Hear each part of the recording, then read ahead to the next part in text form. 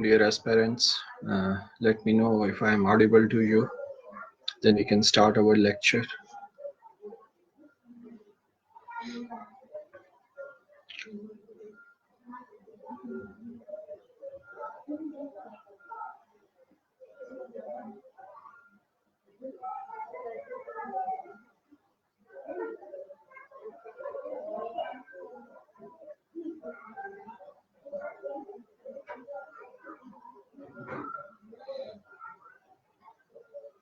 Please let me know if I am audible to you, so we can start our lecture.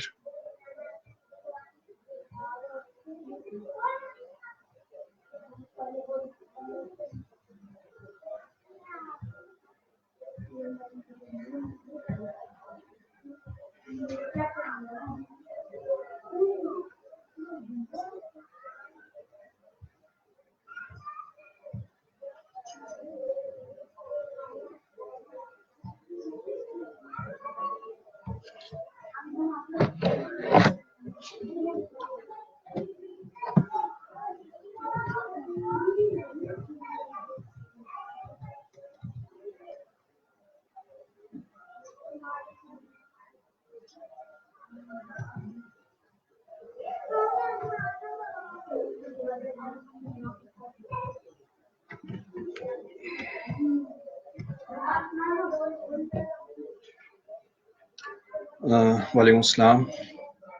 That's good. It's nice. It's nice to see you again. Today we are going to discuss Kashmir. In start of the lecture, an acknowledgement. My knowledge regarding Kashmir is very limited, and Kashmir keeps a long history. There are many events, many details, and different point of views.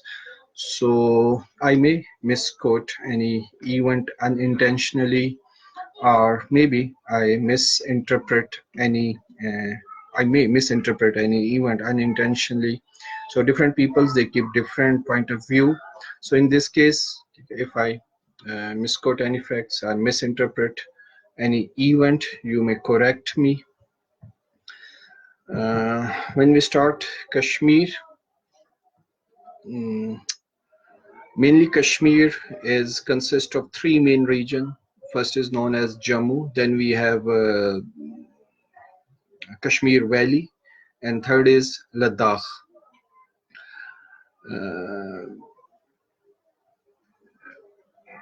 Let me think, where should I get start?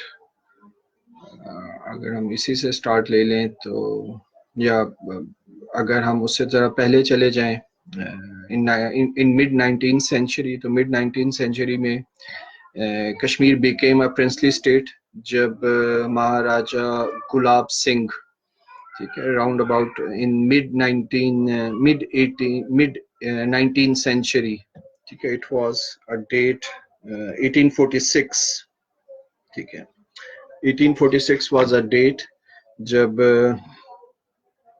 महाराजा गुलाब सिंह ने कोई 75,000 British government को पे किया था, और कश्मीर का जो princely state का स्टेटस था, इट वाज एस्टैब्लिश्ड इन 1846, और कश्मीर 1846 में उसी टाइम पीरियड में,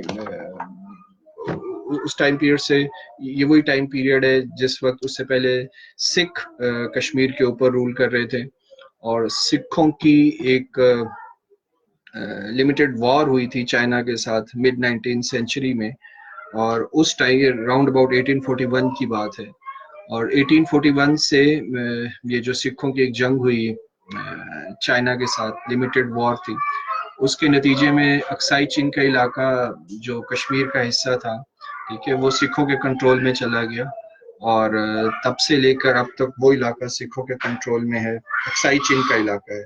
और 1962 ऑनवर्ड इवन एक सीज फायर लाइन इस्टेब्लिश हुई 1962 की वॉर में, और उस सीज फायर लाइन की वजह से वो आज भी अक्साई चीन का जो इलाका है वो डिवाइडेड है, उसके ऊपर डिस्प्यूट्स है, बॉर्डर डिस्प्यूट्स है इंडिया और चाइना का। अच्छा, جب 47 میں ریڈ کلف ایوارڈ اناؤنس ہوا تو ریڈ کلف ایوارڈ کے ٹائم پیریڈ میں کچھ 680 پرنسلی اسٹیٹس تھیں انڈیا کے اندر، اور جو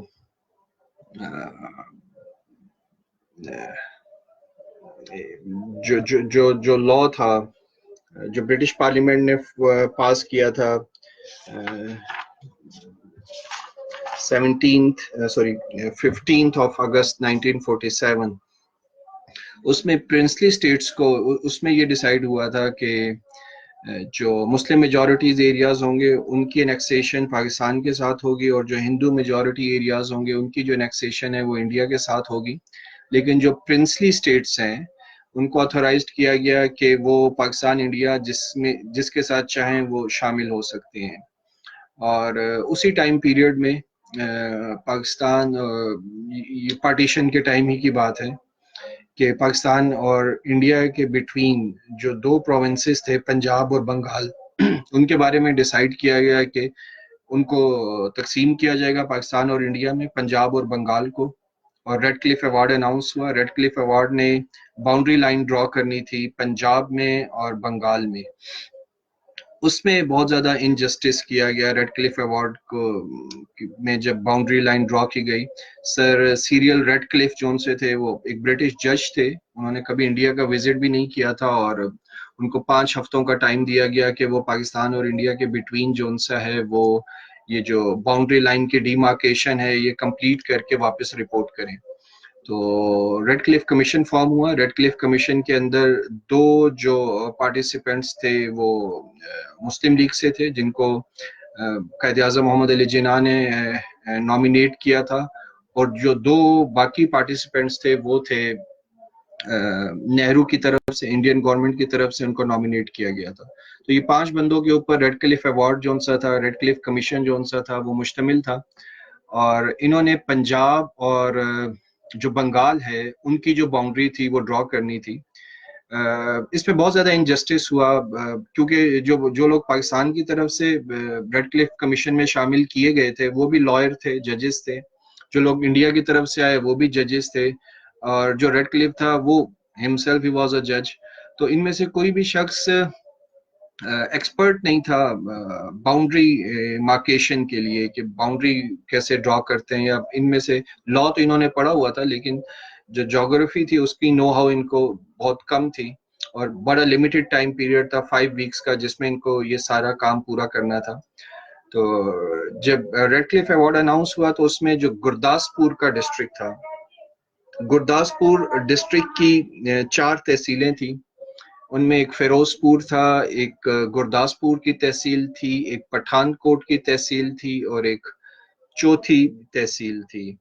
یہ جو 4 تحصیلیں گرداسپور کی تھیں، یہ تقریباً ایک تحصیل کو چھوڑ کر باقی 3 تحصیلیں مسلم میجورٹی تھیں، اور ان کا جو نیچرل انیکسیشن بنتی تھی وہ پاکستان کے ساتھ بنتی تھی، لیکن انفیئرلی گرداسپور جو تحصیل تھی اس میں صرف ایک تحصیل پاکستان کو دی گئی گرداسپور ضلع کی، اور گرداسپور ضلع کی جو 3 تحصیلیں تھیں وہ انڈیا کو دے دی گئی، اور ان میں سے جو گرداسپور کی ایک تحصیل تھی وہ بھی انڈیا کو دے دی گئی، اور اس طرح انڈیا کا کشمیر کی طرف پہلا جو لینڈ لنک ہے وہ اسٹیبلش ہوا۔ اگر یہ انجسٹس ریڈ کلف کمیشن میں نہ کیا جاتا تو ایز سچ انڈیا کے پاس کوئی لینڈ لنک نہیں تھا جس سے وہ کشمیر کو ایکسیس کر سکے۔ گرداسپور کی اس انفیئر ڈسٹریبیوشن کے بعد اب کشمیر پہ آ جاتے ہیں۔ کشمیر سے پہلے میں عموماً جتنی پرنسلی اسٹیٹس تھیں 680 پرنسلی اسٹیٹس تھیں، انہوں نے اپنے فیوچر کو ڈیسائیڈ کرنا تھا کہ وہ پاکستان انڈیا میں سے کسی کے ساتھ بھی اپنے انیکسیشن کر سکتی ہیں، اور جو پرنسلی اسٹیٹ کا ہیڈ تھا ہی واز دا آتھورائزڈ کہ اس نے فیصلہ کرنا تھا کہ وہ پاکستان یا انڈیا جس میں سے جس مرضی اسٹیٹ کے ساتھ چاہے شامل ہو جائے۔ ایک کشمیر پہ ڈسکشن سے پہلے میں ایک اور اسٹیٹ کی بات کروں گا، جوناگڑھ اسٹیٹ کی۔ جوناگڑھ اسٹیٹ کے جو حکمران تھے وہ نواب مہتاب علی خان تھے، اور یہ گجرات کے ساؤتھ ویسٹ میں لوکیٹڈ ہے، انڈین گجرات کے ساؤتھ ویسٹ میں جوناگڑھ لوکیٹڈ ہے، اور جوناگڑھ جو اسٹیٹ ہے اس کی جو میجورٹی پاپولیشن ہے وہ ہندو ہے، ہندو وہاں میجورٹی میں ہیں، لیکن جو اسٹیٹ کا ہیڈ تھا نواب مہتاب علی خان وہ مسلمان تھے۔ نواب مہتاب علی خان نے اپنی جو جوناگڑھ اسٹیٹ کی جو انیکسیشن تھی وہ پاکستان کے ساتھ کر دی۔ 15 اگست 1947 کو پاکستان نے وہ انیکسیشن ایکسیپٹ کر لی، اور جوناگڑھ جو ان سے ہے وہ پاکستان کا پارٹ بن گیا۔ لیکن جو ہندوستان کے فرسٹ انٹیریئر منسٹر ہیں ولبھ بھائی پٹیل جی، انہوں نے اس انیکسیشن کو ماننے سے انکار کر دیا۔ انہوں نے کہا کہ جوناگڑھ جو ہے وہ ایک ہندو میجورٹی اسٹیٹ ہے اور 3 سائڈ سے وہ ہندوستان کے ساتھ لنکڈ ہے، تو اس کا جو نیچرل انیکسیشن بنتا ہے وہ بنتا ہے انڈیا کے ساتھ۔ تو جو نواب آف جوناگڑھ ہے ان کی طرف سے جو ایک انیکسیشن ڈاکومنٹ پاکستان کے ساتھ سائن ہوا ہے ہم اس کو ایکسیپٹ نہیں کرتے۔ اور آپ کو معلوم ہے اگست 1947 میں پاکستان انڈیا کو انڈیپینڈنس ملی، اور تقریباً 2 مہینے کے بعد اکتوبر 1947 میں پاکستان انڈیا کی فرسٹ وار کشمیر کے اوپر سٹارٹ ہو گئی تھی، جب ٹرائبز مین جون سے تھے دے سٹارٹ موونگ ٹوورڈز کشمیر۔ اور اکتوبر ہی کا وہ ٹائم پیریڈ تھا جب جوناگڑھ اسٹیٹ کی جو سپلائیز آتی تھی، جتنی بھی انڈیا سے سپلائیز آتی تھیں وہ ساری سپلائیز انڈیا نے بند کر دیں اور نواب مہتاب علی خان کو تنگ کرنا شروع کر دیا۔ نواب مہتاب علی خان اپنی جان بچا کر وہاں سے پاکستان مائیگریٹ کر گئے، اور نومبر 1947 میں انڈیا نے اپنے ٹروپس جو سے ہے وہ جوناگڑھ میں اتارے اور جوناگڑھ کو فورسفلی اپنے ساتھ انیکس کر لیا۔ تو جوناگڑھ جو کہ ایک ہندو میجورٹی اسٹیٹ تھی، لیکن ان کے ہیڈ نے پاکستان کے ساتھ انیکسیشن ڈاکومنٹ سائن کیا، لیکن اس انیکسیشن ڈاکومنٹس کو انڈیا نے ایکسیپٹ نہیں کیا۔ جوناگڑھ کے ساتھ کے علاوہ جب جوناگڑھ کے علاوہ جب گرداسپور کی بات، گرداسپور میں جو انجسٹس یا انفیئر پاکستان کے ساتھ ہوا باؤنڈری لائن ڈرا کرنے میں، اس کو کمپنسیٹ کرنے کے لیے ریڈ کلف نے یہ پرپوز کیا، ایون ماؤنٹ بیٹن بھی آن بورڈ تھا، کہ جو فیروز پور کا علاقہ ہے وہ پاکستان کو دے دیا جائے۔ اور گرداسپور کی جو تحصیل ہے، گرداسپور ضلع کی 4 تحصیلیں ہیں، 3 انڈیا کو ملی، 1 پاکستان کو ملی تھی۔ تو جو اس کو کمپنسیٹ کرنے کے لیے فیروز پور کا جو علاقہ ہے وہ پاکستان کو دے دیا جائے، اور اس کو بھی انڈین گورنمنٹ نے نہیں مانا، اور انڈین گورنمنٹ نے فیروز پور جو ڈسٹرکٹ تھا اس کو بھی فورسفلی اپنے ساتھ انیکسڈ کیا۔ اور اس میں یہاں پہ انڈیا کے اندر انڈیا کا جو ساؤتھ انڈیا میں جو ان کی ایک اسٹیٹ ہے حیدرآباد، وہ مسلم میجورٹی اسٹیٹ تھی، ان کا جو ہیڈ آف دی اسٹیٹ تھا وہ بھی مسلمان تھا، نواب آف حیدرآباد۔ انہوں نے بھی پاکستان کے ساتھ انیکسیشن کا فیصلہ کیا، لیکن کیونکہ حیدرآباد چاروں طرف سے انڈین ٹیریٹری کے اندر فال کرتا تھا، تو انڈیا نے اس انیکسیشن کو بھی ماننے سے انکار کر دیا جو کہ ان کے ہیڈ آف دی اسٹیٹ نے کی تھی، اور فورسفلی حیدرآباد کو بھی لیٹر آن انہوں نے انڈیا نے کیپچر کر دیا۔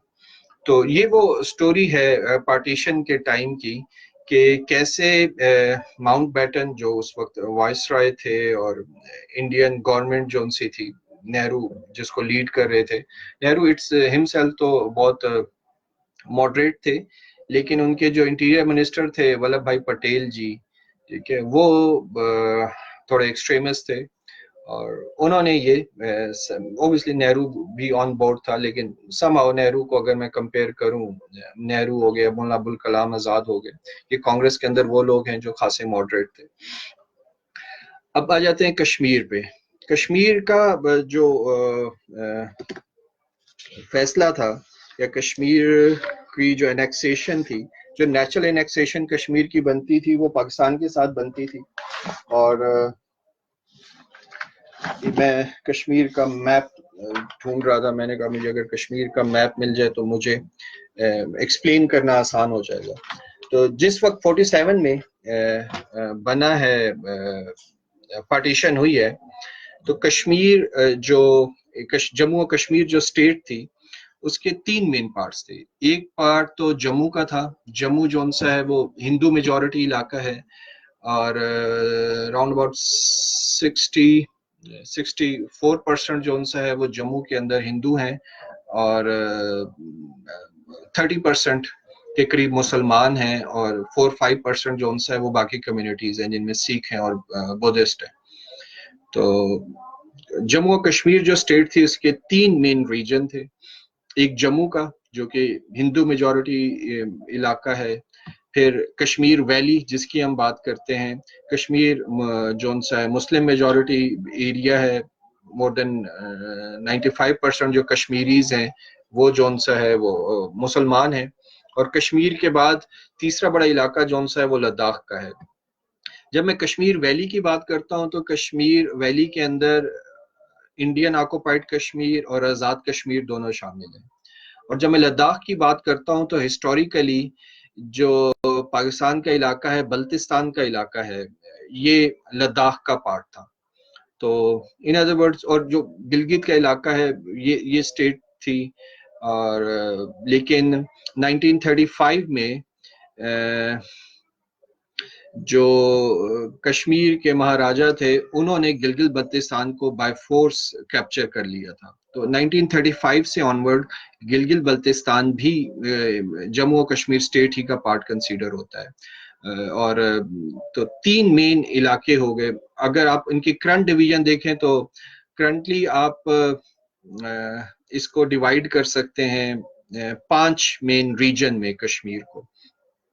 وہ 5 ریجن کون کون سے ہوں گے؟ سب سے پہلا ریجن ہوگا Jammu, Hindu majority, then Indian occupied Kashmir, Muslim majority, then Azad Kashmir, Muslim majority.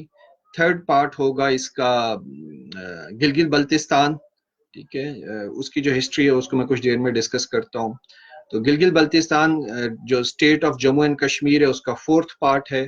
اور 5تھ پارٹ جس کو ہم کہتے ہیں ٹرانس کراکرم ریجن یا trans Karakoram area. Trans Karakoram area جس کی میں نے لیکچر کے شروع میں بات کی تھی، یہ وہ علاقہ ہے جو 1841 سے چائنا کے کنٹرول میں چلا آ رہا ہے. اور اس میں بہت بڑا علاقہ اکسائی چین کا ہے جس کو ہم کہتے ہیں. اور ایون 1960 میں بھی اس علاقے پہ جنگ ہو، 1962 میں جنگ ہو چکی ہے انڈیا اور چائنا کی. اس میں انڈیا کو بڑی شکست، تو ان کے کافی سارے فوجی جون سے تھے چائنا نے کیپچر کر لیے تھے. تو اکسائی چین کافی بڑا علاقہ ہے کشمیر کا جو کہ چائنا کے کنٹرول میں ہے. تو کشمیر کے یہ اکسائی چین کے جب ہم بات کرتے ہیں ٹرانس کراکرم ریجن کی، تو اس میں اکسائی چین کے علاوہ ایک اور علاقہ جو بعد میں 1963 میں جب پاکستان اور چائنا میں بارڈر سیٹلمنٹ ہوئی تو پاکستان نے جو کنسیڈ کیا وہ شخص گم ویلی تھی. تو شخص گم ویلی جو وہ علاقہ تھا جو کہ پاکستان نے 63 میں جب چائنا کے ساتھ بارڈر سیٹلمنٹ کی تو کنسیڈ کر دیا. اور اکسائی چین کا علاقہ جو کہ اس وقت چائنا کے کنٹرول میں ہے. اور اکسائی چین اور انڈیا میں کے درمیان ایک سیز فائر لائن ہے جو کہ ان کو انڈین ٹیریٹری اور چائنیز ٹیریٹری میں ڈیفرینشیٹ کرتی ہے. تو ہمارے پاس جو 5واں بڑا علاقہ جو کشمیر سے ریلیٹڈ ہے وہ ہے ٹرانس کراکرم ریجن یا ٹرانس کراکرم ایریا جو کہ جس میں زیادہ تر کنٹرول چائنا کا ہے. جب ہم کشمیر پہ آئیں گے، کشمیر ایون 1846 میں کشمیر کے اندر 2 بڑے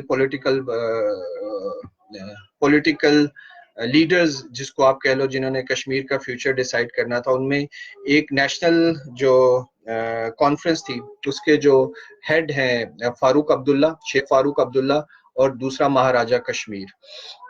1846 میں شیخ فاروق عبداللہ، ان دونوں کے درمیان بھی کافی ڈفرینسز ہیں، مہاراجہ کشمیر میں اور شیخ فاروق عبداللہ میں. اور مہاراجہ کو کشمیر سے نکالنے کے لیے کیونکہ 1846 میں جو الیکشن ہوا اس میں جو میجورٹی سیٹس ون کی وہ شیخ فاروق عبداللہ کی جماعت نے کی.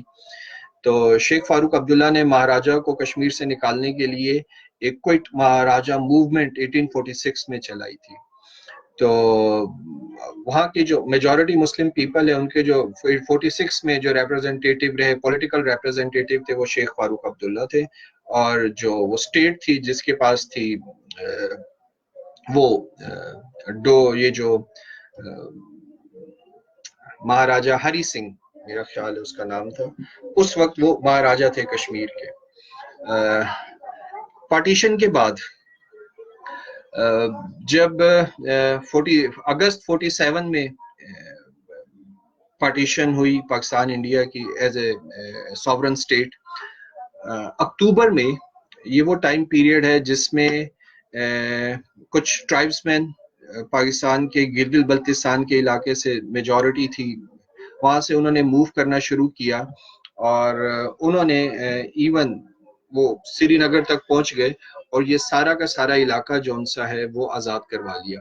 میں اس سے پہلے آپ کو بتا چکا ہوں کہ گلگت بلتستان کا جو علاقہ ہے وہ 35 میں ایک بائی فورس مہاراجا نے کیپچر کیا تھا، یعنی کہ وہ یہ علاقہ 35 میں مہاراجا نے کیپچر کیا تھا. اس سے پہلے اس کا جو سٹیٹس تھا وہ انڈیپینڈنٹ سٹیٹ کا تھا، مختلف چھوٹی چھوٹی انڈیپینڈنٹ سٹیٹس تھیں یہاں پہ. تو 35 میں اس کا کشمیر کے ساتھ انیکسیشن ہوئی. تو obviously اکتوبر 1947 یہ وہ ٹائم پیریڈ ہے جب ایک اپرچونٹی تھی اس وہ مہاراجا کی جو مہاراجا کی طرف سے جو فورسفل انیکسیشن تھی گلگت بلتستان کی کشمیر کے ساتھ، اس کو ریووک کرنے کے لیے، اور انہوں نے وہ کیا. تو گلگت بلتستان کے لوگوں نے یوں سمجھ لیں کہ لڑ کر اپنی آزادی حاصل کی، اور ایون وہ انہوں نے آزاد کشمیر کا کافی بڑا علاقہ اور جون سا ایون سری نگر تک وہ پہنچ گئے. سری نگر میں نیشنل کانفرنس کے فاروق عبداللہ کے لوگوں نے ان کو ریزسٹ کیا جب تک انڈین آرمی سری نگر میں نہیں پہنچی، اور انڈین آرمی کو سری نگر میں زمینی راستہ دینے کے لیے گرداسپور کی جو تحصیل ہے وہ ریڈ کلف کمیشن کے ذریعے سے انفیئرلی انجسٹسلی وہ انڈیا کو دی گئی. جب انڈین ٹروپس سری نگر پہنچے تو اس کے بعد پھر یہ جو ٹرائبس مین تھے، کیونکہ قائد اعظم محمد علی جناح نے اپنے جو آرمی چیف تھے آئی گیس جنرل گریسی تھے، ان کو ڈائریکشن دی تھی کہ وہ کشمیر میں فورسفل انیکسیشن کریں، بالکل ویسے ہی جیسے کہ انڈیا نے جونا گڑھ میں کی، جیسے انڈیا نے حیدرآباد اسٹیٹ کے ساتھ کیا. تو کیونکہ مسلم میجورٹی علاقہ ہے اور وہاں پہ ہمارے پاس مطلب اور وہاں پہ ہمارے پاس ہر طرح کا رائٹ ہے کہ ہم وہاں پہ جو پارٹیشن پلان تھا اس کے اکارڈنگلی اس کو پاکستان کے ساتھ شامل ہونا چاہیے تھا. مہاراجا ہری سنگھ جو ان سا تھا، اس نے جب ٹرائبس مین کو دیکھا کہ وہ کشمیر میں ایڈوانس کر رہے ہیں اور کافی بڑا علاقہ انہوں نے کیپچر کر لیا ہے، تو ایک کنڈیشنل جو انیکسیشن ہے مہاراجا ہری سنگھ نے وہ بھارت کے ساتھ سائن کی، اور اس میں مہاراجا ہری سنگھ کو انشور کیا گیا کہ اگر وہ بھارت کے ساتھ انیکسیشن کے ڈاکومنٹ سائن کر لیتے ہیں تو جو کشمیر کی جو آٹونمی ہے اس کو مینٹین رکھا جائے گا. اور اسی ایگریمنٹ کی وجہ سے 1949 میں آرٹیکل 370 جو ان سا ہے وہ انڈین کانسٹیٹیوشن کا حصہ بنا. بیسیکلی یہ جو انیکسیشن تھی جو مہاراجا ہری سنگھ کی طرف سے انڈیا کے ساتھ کی گئی، یہ انیکسیشن بھی کنڈیشنل تھی، یعنی کہ اگر جب تک کشمیر کا آٹونومس سٹیٹس قائم رہے گا، اس چیز کو انشور کیا گیا تھا. اور اس چیز کو انشور کرنے کے لیے جب 1949 میں انڈیا نے اپنا کانسٹیٹیوشن فارم کیا تو اس میں کشمیر کے اسپیشل سٹیٹس کو کیٹیگوریکلی انہوں نے اپنے کانسٹیٹیوشن کے اندر مینشن کیا اور آرٹیکل 370 اپنے کانسٹیٹیوشن میں شامل کیا. تو آرٹیکل 370 ابھی ریسنٹلی انڈیا نے اس کو ریووک کیا ہے، اور آرٹیکل 370 کو ریووک کرنا ایسے ہے کہ وہ جو کنڈیشنل انیکسیشن تھی، ان ادر ورڈز وہ نل اینڈ وائڈ ہو جاتی ہے، کیونکہ مہاراجا نے جو کشمیر کے ساتھ الحاق کیا تھا وہ الحاق اس وجہ سے تھا کہ کشمیر کی جو آٹونمی ہے، ٹھیک ہے، اس کو ہر حال میں برقرار رکھا جائے گا. اور آرٹیکل 370 کا ایک پارٹ ہے 35A، ٹھیک ہے، یہ فردر جو آرٹیکل 370 ہے اس کو فردر جو اس کو ساؤنڈ کرنے کے لیے آرٹیکل 35A کو 1953 میں دوبارہ کانسٹیٹیوشن میں شامل کیا گیا، جس میں بیسیکلی وہ ساری کلاز جو کہ آرٹیکل 370 میں تھیں ان کو ری آئٹریٹ کیا گیا کہ جو کشمیر کا اسپیشل سٹیٹس ہے اس کو ہر حال میں برقرار رکھا جائے گا. आर्टिकल 370 और उसकी जो क्लॉज है 35A, बेसिकली ये रिस्ट्रिक्ट करती है इंडियन जो सिटीजन्स हैं और जो नॉन कश्मीरीज हैं कि वो कश्मीर के अंदर किसी भी तरह की कोई प्रॉपर्टी या कोई इस तरह की कोई प्रॉपर्टी या कोई बिजनेस अगर शुरू करेंगे तो वो गवर्नमेंट से पहले परमिशन लेंगे। 1953 में 35A इंडियन कॉन्स्टिट्यूशन का पार्ट बना और इस तरीके से 35A जब इंडियन कॉन्स्टिट्यूशन में शामिल किया गया और आर्टिकल 370 भी इंडियन कॉन्स्टिट्यूशन में था, तो उसको जो रिवोक करने का एक प्रोसीजर उसमें मेंशन था, उसी आर्टिकल में ही मेंशन है। आर्टिकल 35A, 35B, 35C, इसके 3 पार्ट्स हैं। आई गेस 35C में है कि जो प्रेसिडेंट ऑफ इंडिया हैं वो विद द कंसल्टेशन और on the advice of Kashmir constituent assembly, ठीक है, he can revoke this article. यानी कि अगर मैं आपको आसान अल्फाज में बताऊं कि अगर आर्टिकल 35A या आर्टिकल 370 को इंडियन कॉन्स्टिट्यूशन से खत्म करना है तो उसके लिए जो कश्मीर की कॉन्स्टिट्यूएंट असेंबली होगी उसकी एडवाइस के ऊपर जो प्रेसिडेंट ऑफ इंडिया है वो आर्टिकल 35A या आर्टिकल 370 को खत्म कर सकते हैं, लेकिन वो इसको खत्म कर सकते हैं कश्मीर की जो कॉन्स्टिट्यूएंट असेंबली है सिर्फ उसकी एडवाइस के ऊपर। अनफॉर्चुनेटली अनफॉर्चुनेटली तो नहीं कहना चाहिए, लकीली जो कश्मीर की कॉन्स्टिट्यूएंट असेंबली थी 1956 में उस कॉन्स्टिट्यूएंट असेंबली ने एक बिल पास किया और उस बिल के जरिए से उन्होंने जो कश्मीर की एनेक्सेशन है वो इंडिया के साथ उसको इंडोर्स किया। इससे पहले महाराजा जो एनेक्सेशन डॉक्यूमेंट है वो 47 में इंडिया के साथ साइन कर चुके थे और वो डॉक्यूमेंट साइन करने के बाद ही इंडिया ने अपने ट्रूप्स जो से हैं वो कश्मीर में भेजे और फिर दोबारा ये दोबारा जो इंडिया और कश्मीर के एनेक्सेशन है इसको कश्मीर की जो फर्स्ट कॉन्स्टिट्यूएंट असेंबली थी उसने 1956 में इंडोर्स किया और उसमें 56 में एक बिल के जरिए से कश्मीर की जो एनेक्सेशन है इंडिया के साथ इंडोर्स करने के बाद वो फर्स्ट कॉन्स्टिट्यूएंट असेंबली डिसॉल्व हो गई और उस फर्स्ट कॉन्स्टिट्यूएंट असेंबली के डिसॉल्व होने का मतलब ये है कि now article 370 is a permanent feature of a Indian constitution, क्योंकि मैंने आपको पहले बताया कि आर्टिकल 35C में कैटेगोरिकली मेंशन है कि इसको खत्म करने के लिए जो रेकमेंड कर सकती है अथॉरिटी या इसको खत्म करने के लिए जो एडवाइस कर सकती है वो इंडिया की कॉन्स्टिट्यूएंट असेंबली है और वो कॉन्स्टिट्यूएंट असेंबली इस आर्टिकल को खत्म करने की एडवाइस दिए बगैर ही 56 में डिसॉल्व हो गई। तो इसका मतलब ये है कि अब इस आर्टिकल को जिस अथॉरिटी जिस फोरम के पास ये अथॉरिटी थी कि वो आर्टिकल 370 को कौन सा है वो को रिवोक कर सकता है, वो फोरम ही एग्जिस्ट नहीं करता, वो कॉन्स्टिट्यूएंट असेंबली ही 56 में डिसॉल्व हो गई। अगर हम इसका जो इंडियन लेजिस्लेचर है उसको सब्स्टिट्यूट कंसीडर करें फर्स्ट कॉन्स्टिट्यूएंट जो कश्मीरी लेजिस्लेचर है, जो कश्मीरी प्रोविंशियल गवर्नमेंट है या कश्मीरी जो लेजिस्लेचर है उसको हम सब्स्टिट्यूट कंसीडर करें फर्स्ट कॉन्स्टिट्यूएंट असेंबली का, तो तब भी जिस तरीके से आर्टिकल 370 को इंडिया ने रिवोक किया है as per Indian constitution it's illegal. क्योंकि मैं बहुत डिटेल में और उसकी जो इम्प्लीकेशन है वो मैं जब वहां पहुंचूंगा बात करूंगा, लेकिन अब बात होगी है तो थोड़ा सा उस प्रोसेस के ऊपर बात कर लूं जिस तरीके से आर्टिकल 370 को इंडिया ने रिवोक किया है। गवर्नर कश्मीर जो के पार्ट हैं, जो के रिप्रेजेंटेटिव हैं,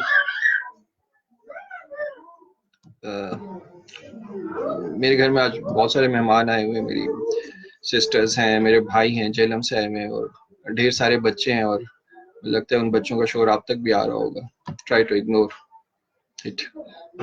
अच्छा, तो मैं क्या कह रहा था, मैं आपसे कह रहा था कि जो आर्टिकल 370 है उसको जिस तरीके से इंडिया ने रिवोक किया कि जो इंडिया के अंदर कश्मीर में गवर्नर रूल इस्टेब्लिश करने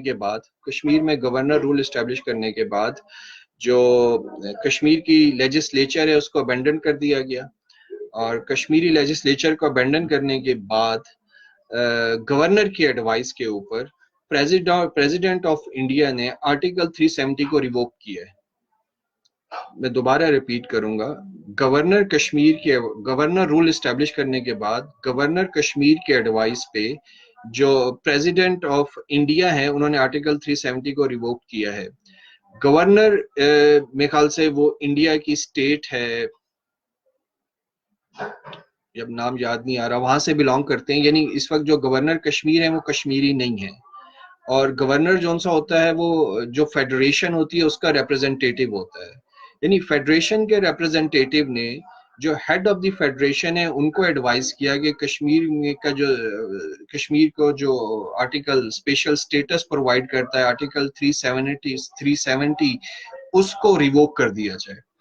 तो ये सारा प्रोसेस, इस पूरे प्रोसेस के अंदर कहीं पे भी जो विल ऑफ कश्मीरी पीपल है या कश्मीरी लेजिस्लेचर है या जो वहाँ के कश्मीरी पॉलिटिशियंस है उनको ऑन बोर्ड नहीं लिया गया। इसी वजह से जो पूरा प्रोसेस है उसको इंडियन सुप्रीम कोर्ट के अंदर चैलेंज किया गया। अच्छा, वापस आते हैं हम कश्मीर के ऊपर। तो जब पाकिस्तानी ट्राइब्समैन कश्मीर में श्रीनगर तक पहुंच गए तो इनिशियली उनको वहां पे जो शेख अब्दुल्ला के जो वर्कर्स थे, उनकी पार्टी के जो वॉलंटियर्स थे, उन्होंने रेजिस्ट किया, और फिर महाराजा से कंडीशनल एनेक्सेशन लेने के बाद इंडियन ट्रूप्स भी जो उनसे, ये मैं अक्टूबर 1947 की बात कर रहा हूँ, इंडियन ट्रूप्स भी जो उनसे हैं वो कश्मीर में पहुंच गए। कायद आज़म ने अपने आर्मी चीफ को हुक्म दिया कि वो भी पाकिस्तानी फौज को कश्मीर में भेजें, लेकिन आर्मी चीफ ने कायद आज़म का जो ऑर्डर था उसको फॉलो करने से माजरत कर ली, एक्सक्यूज किया, और उन्होंने कहा कि इस वक्त जो सिचुएशन है वो ऐसी नहीं है कि हम पाकिस्तान जो उनसे वो अपने ट्रूप्स को कश्मीर में भेजे। तो उसके बाद हमने फौरी ट्रूप्स को नहीं भेजा, और जो ट्राइब्समैन वहाँ पे अपनी मदद आपके तहत गए हुए थे उनका रिट्रीट स्टार्ट हुआ, और जब इंडियन ट्रूप्स ने उनको पुश करना शुरू किया तो वो काफ़ी पीछे आ गए, और बहुत लेटर स्टेजेस के ऊपर पाकिस्तान ने जो अपने ट्रूप्स जो से थे वो कश्मीर साइड के ऊपर भेजे, और फिर पाकिस्तान इंडिया की जो फर्स्ट कन्वेंशनल वॉर जो सी है वो स्टार्ट हुई। और जनवरी 1949 ये वो टाइम पीरियड है जब नेहरू जो इंडिया के 1940, let me check the first resolution on Kashmir,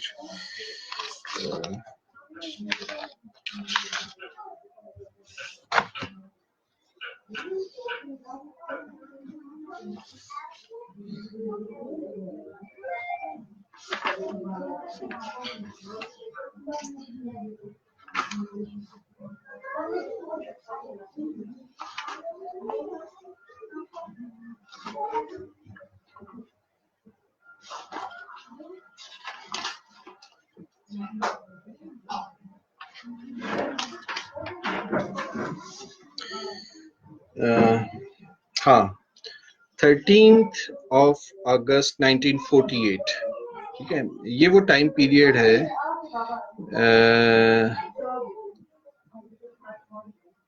जब यूनाइटेड नेशन ने फर्स्ट कश्मीर रेजोल्यूशन पास की 13th of August 1948, और इस रेजोल्यूशन में पाकिस्तान इंडिया दोनों जो पार्टीज थी उनको सीज फायर करने का कहा गया, और पाकिस्तान से ये कहा गया कि वो अपने जो ट्रूप्स हैं और जो ट्राइब्समैन हैं उनको कश्मीर से ये विदड्रॉ कर लेंगे 13 अगस्त 1948।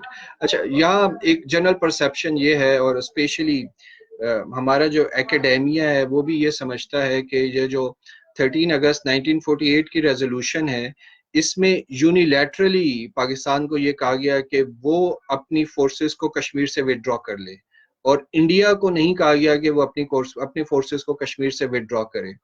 اور کیونکہ پاکستان نے اپنی فورسز کو کشمیر سے وڈرا نہیں کیا اکارڈنگ ٹو ریزولوشن، اس وجہ سے کشمیر کے اندر جو پلیبسائٹ ہے وہ پاسبل نہیں ہو سکا.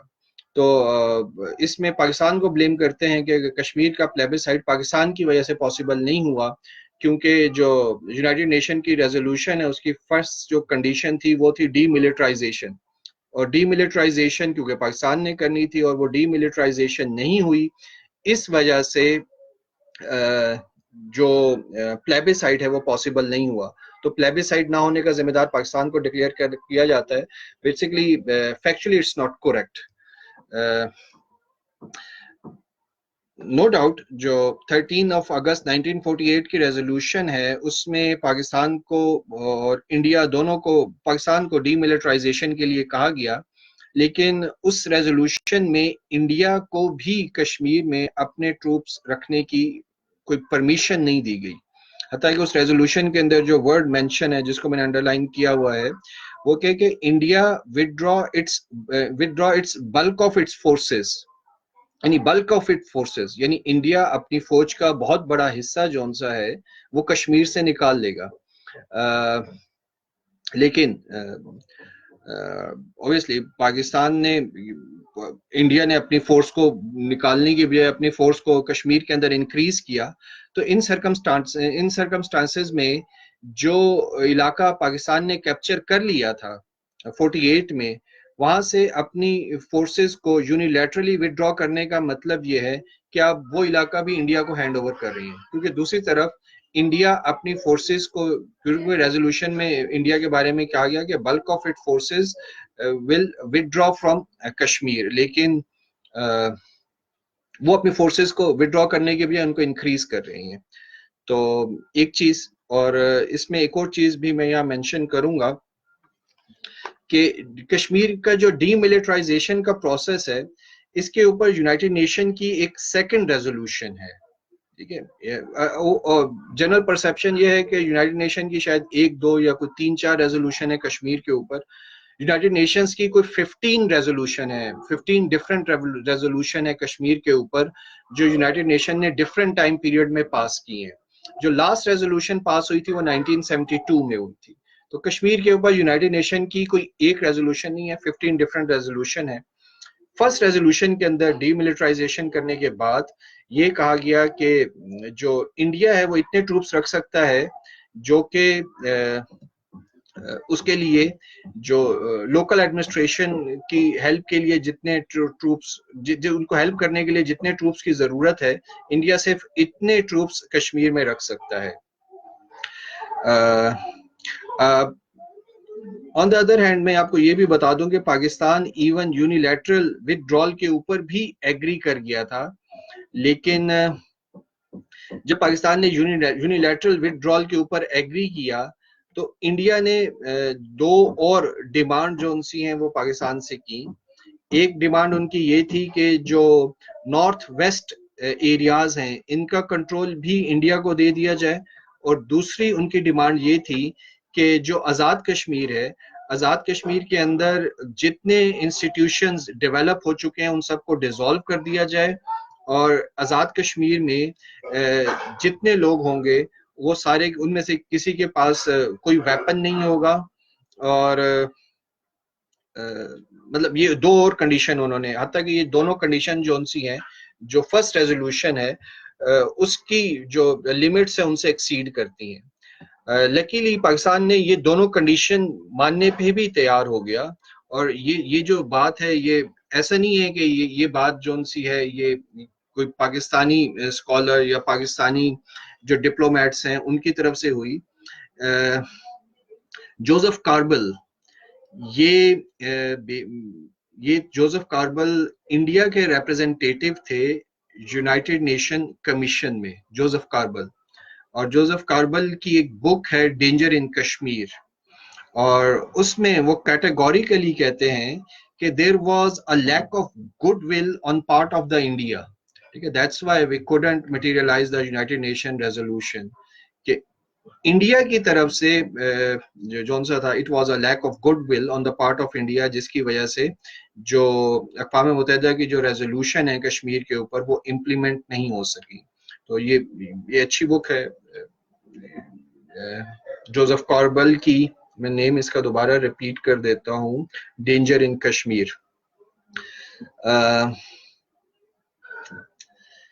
آگے چل کر میں یونائٹڈ نیشن کی جو کشمیر کے اوپر سیکنڈ ریزولوشن ہے وہ پاس ہوئی ہے 14 مارچ 1950 کو.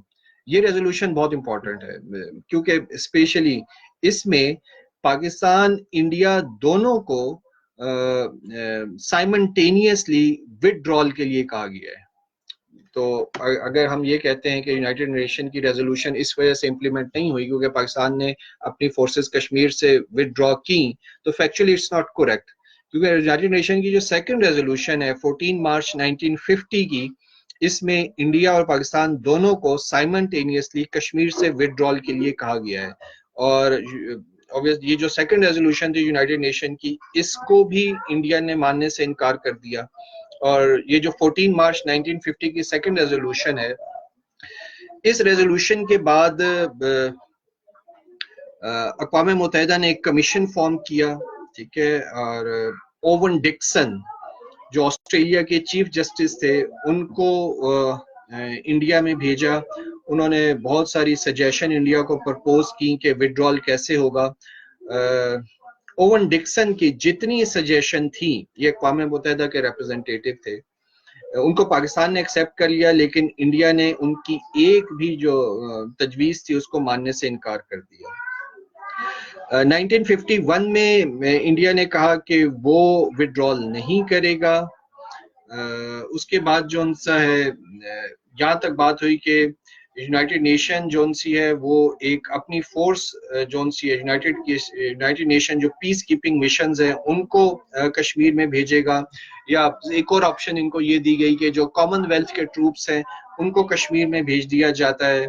پاکستان انڈیا اپنے فورسز ودرا کر لیں تو کامن ویلتھ کے ٹروپس کشمیر میں بھیج دیتے ہیں, یا یونائٹڈ نیشن اپنے پیس کیپنگ مشن کشمیر میں بھیج دیتا ہے. یہ ساری جو پرپوزل تھے ان سب کو انڈیا نے ریفیوز کر دیا. 30 March 1951 United nation security council نے امریکن سینیٹر تھے فرینک پی گریہم, ان کو اپنا ریپرزنٹیٹیو نامینیٹ کیا, اور انہوں نے پاکستان انڈیا کو دو آپشن دیے. یہ میں بات کرتا ہوں 30 مارچ 1951 کی, کہ وہ اگر 3 مہینے میں اپنی جو ٹروپس ہیں وہ کشمیر سے نکال لیں تو جو انٹرنیشنل کورٹ آف جسٹس ہے اس سے جو کشمیر کا فیصلہ کروایا جا سکتا ہے. اس کو بھی انڈیا نے ریفیوز کر دیا. پھر جو امریکن سینیٹر ہیں انہوں نے اس کے علاوہ 6 ڈفرینٹ پرپوزل دیے, اور آلموسٹ پاکستان نے ان کے سارے پرپوزل مان لیے, لیکن انڈیا نے ان کے سارے پرپوزل کو ریفیوز کر دیا. اور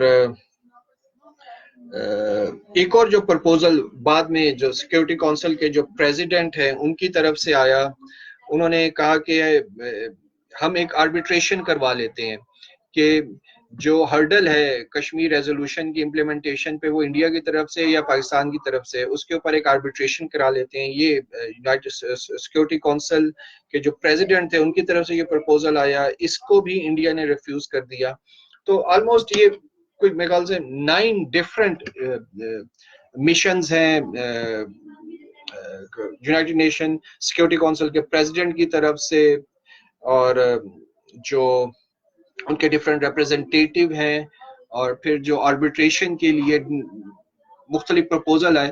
اور جتنے پرپوزل آئے ہیں یونائٹڈ نیشن جو کشمیر کے اوپر فرسٹ ریزولوشن ہے اور سیکنڈ ریزولوشن ہے اس کے بعد, ان سارے پرپوزل کو انڈیا نے ریفیوز کیا.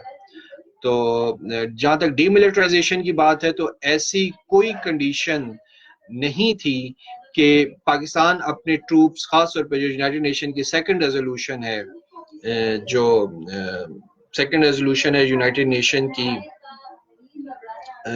14 مارچ 1950 کی, اس کے بعد سے کوئی ایسی اس میں دونوں انڈیا پاکستان دونوں کو سائمنٹینیسلی کشمیر سے ڈی ملٹرائزیشن کے لیے کہا گیا, لیکن انڈیا نے ریفیوز کر دیا. لیکن جتنے پرپوزل آئے 9 ڈفرینٹ پرپوزل آئے, پاکستان نے سارے پرپوزل ایکسیپٹ کیے ڈی ملٹرائزیشن کے لیے, اور انڈیا نے سارے پرپوزلز کو ریفیوز کیا.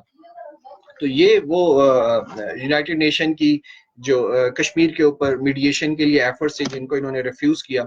1956 یہ وہ ٹائم پیریڈ ہے جب کیونکہ جو کشمیر کی فرسٹ کانسٹیٹیوئنٹ اسمبلی تھی آبویسلی وہ انڈیا کے انفلوئنس میں تھی, اور انڈیا نے اپنے انفلوئنس کو یوز کرتے ہوئے جو کشمیر کی فرسٹ کانسٹیٹیوئنٹ اسمبلی تھی اس کے ساتھ اپنی جو انیکسیشن کی ڈاکومنٹس تھی ان کو انڈورس کروایا 56 میں. اس انڈورسمنٹ کے بعد 1957 میں یونائٹڈ نیشن سیکورٹی کونسل نے کشمیر کے اوپر 3 اور ریزولوشن پاس کی. 57 کی جو ریزولوشنز ہے اس میں کیٹیگوریکلی مینشن یہ کیا گیا کہ 56 میں جو انیکسیشن ہوئی ہے 56 میں جو انیکسیشن ہوئی ہے 56 کی جو انیکسیشن ہوئی ہے اس کی طرف سے لیٹ می چیک, میری کال ہے.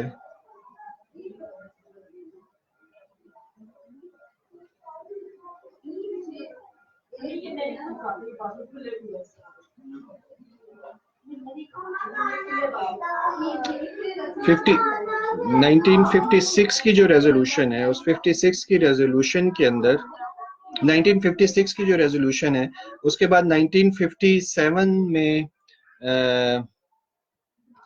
1957 میں جو ریزولوشن پاس ہوئی 1956 کی جو کشمیر کی لیجسلیچر ہے اس کی انیکسیشن کے بعد اس میں کیٹیگوریکلی 57 میں یونائٹڈ نیشن سیکورٹی کونسل نے کہا کہ کشمیر کی کانسٹیٹیوئنٹ اسمبلی کی طرف سے جو انیکسیشن کا بل پاس کیا گیا ہے وہ پلیبیسائٹ کا الٹرنیٹیو نہیں ہے, اور سٹل جو 48 اور 1950 کی جو یونائٹڈ نیشن سیکورٹی کونسل کی جو ریزولوشن ہے وہ ایگزسٹ کرتی ہیں. 57 میں جب دوبارہ یونائٹڈ نیشن سیکورٹی کونسل نے کشمیر کے اوپر اپنی میٹنگ کی تو یہاں پہ انڈیا کا جو سٹینس تھا وہ تھوڑا سا چینج تھا. اس سے پہلے جو دونوں ریزولوشن پاس ہوئی اس میں جو ٹرم یوز کی گئی تھی وہ کشمیر ڈسپیوٹ تھی. 57 میں جب میٹر دوبارہ یونائٹڈ نیشن سیکورٹی کونسل میں گیا تو اب جو انڈیا نے ٹرم یوز کرنا شروع کر دی وہ کشمیر ڈسپیوٹ کی بجائے کشمیر سچویشن تھی. یعنی انڈیا ڈاؤن پلے کر رہا تھا کشمیر ایشو کو, اور انڈیا کی کوشش تھی کہ ڈسپیوٹ کا ورڈ ریزولوشن میں یوز نہ ہو اور اس کی بجائے سچویشن کا ورڈ جو ان سا ہے وہ انکلوڈ کر لیں. رشیا نے بڑا سپورٹ کیا انڈیا کو, کئی مہینوں تک یونائٹڈ نیشن سیکورٹی کونسل میں ڈیبیٹ چلتی رہی. انڈیا کا کلیم تھا کہ یہ سچویشن ہے, یہ ڈسپیوٹ نہیں ہے, اور ڈپلومیٹیکلی پاکستان نے جو سا ہے وہ اپنا جو کنونس کیا کہ یہ ڈسپیوٹ ہے اور اس کو یہ سچویشن نہیں ہے, اور اس کے اندر پاکستان اور انڈیا دو پارٹیز فلی انوالو ہیں, اور 57 کی ریزولوشن میں ڈسپیوٹ ہی کا ورڈ لکھا گیا, اور اس کے اندر انڈیا کی طرف سے جو پرپوز کیا گیا تھا سچویشن وغیرہ اس سب کو یونائٹڈ نیشن سیکورٹی کونسل نے ریجیکٹ کر دیا. اور یونائٹڈ نیشن سیکورٹی کونسل نے 57 میں جو 56 کی کشمیر لیجسلیچر کی انیکسیشن تھی اس کو بھی ریجیکٹ کر دیا, اور یوں سمجھ لیں کہ انہوں نے دوبارہ یونائٹڈ نیشن سیکورٹی کونسل کا جو 48 اور 1950 کا جو سٹینڈ تھا اس کو ری آئیٹریٹ کیا 57 میں. 62 میں اکسائی چین کے اوپر جنگ ہوتی ہے انڈیا اور چائنا کی. 62 وہ ہمارے لیے بڑا آئیڈیل ٹائم تھا کہ اگر اس وقت چاہتے, چائنا نے پاکستان کو آفر کیا تھا کہ اکسائی چین میں ان کے کافی سارے انڈیا کے ٹروپس تھے جو چائنا نے کیپچر کر لیے, چائنا نے کافی ایڈوانسمنٹ بھی وہاں پہ کر لی اکسائی چین کے علاقے میں. اس ایڈوانسمنٹ کے بعد پاکستان کے پاس بڑا گولڈن اپرچونٹی تھی کہ, اور چائنا نے پاکستان کو آفر بھی کیا کہ آپ بڑے ایزیلی کشمیر کو کیپچر کر سکتے ہو, لیکن ایوب خان جو ان سے تھے وہ امریکن انفلوئنس میں آ گئے, اور امریکہ کی طرف سے پاکستان کو کسی بھی طرح کی جو انٹرونشن ہے انڈین آکوپائڈ کشمیر میں اس سے منع کیا گیا, اور انڈر امریکن انفلوئنس 62 میں ہمارے پاس جو گولڈن اپرچونٹی تھی اس سے ہم نے فائدہ نہیں اٹھایا, ورنہ 62 میں بڑے ایزیلی ہم انڈین آکوپائڈ کشمیر کو کیپچر کر سکتے تھے. 65 میں پاکستان نے ایک پلان لانچ کیا آپریشن جبرالٹر. 65 کا جو ہمارا آپریشن جبرالٹر تھا اس میں ہم نے اٹیمپٹ کیا جو ایک لمیٹڈ وار ہے انڈیا کے ساتھ کشمیر میں اس کو انیشیٹ کیا جائے, لیکن انڈیا نے اس لمیٹڈ وار کو ایکسپینڈ کر کے انٹرنیشنل بارڈر پہ لے آیا, اور پھر سپٹمبر 1965 ٹو آنورڈ جو 17 دن ہے اس میں پاکستان انڈیا کی ٹوٹل وار ہوئی, اور وہ وار اینڈ ہوئی تاشکنڈ ٹریٹی کے اوپر. اور تاشکنٹ ٹریٹی اور اس کے بعد جتنی سپر پاورز ہیں P5 United nation security council کی, انہوں نے دوبارہ they reiterate their stand کہ they will try to resolve the Kashmir dispute. اس کے بعد ہم 71 پہ آ جاتے ہیں. 1971 کی بہت ڈیٹیل میں نہیں جاؤں گا کیونکہ 71 کی جو وار کا میجر فرنٹ تھا وہ بنگال کا علاقہ تھا, لیکن کچھ جھڑپیں جو سی ہیں وہ کشمیر میں بھی ہوئیں. 71 میں ہمارے جو بلتستان کے کچھ گاؤں تھے لداخ کے ساتھ انیکس تھے, وہ بھی انڈیا نے کچھ کیپچر کیے. ٹھیک ہے, تو کچھ جھڑپیں ہوئی تھی 71 میں انڈیا میں.